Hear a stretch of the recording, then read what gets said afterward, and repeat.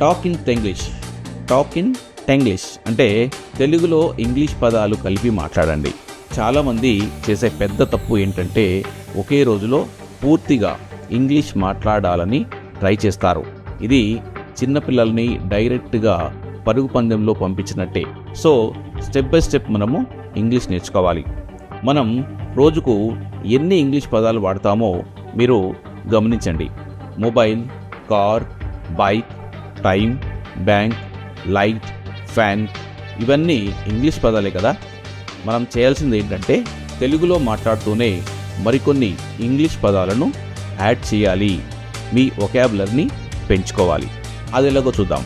అబ్బా భలే హంగ్రీగా ఉందిరా, ఏదైనా క్విక్గా ఆర్డర్ చేద్దాం. ఇక్కడ హంగ్రీ అనేది మనం ఇంగ్లీష్లో వాడుతున్నాం, అదే క్విక్ అనేది కూడా ఇంగ్లీష్లో వాడుతున్నాం. ఈ రకంగా ఇంగ్లీష్ పదాలను తెలుగులో వాడడం వల్ల మనకు ఇంగ్లీష్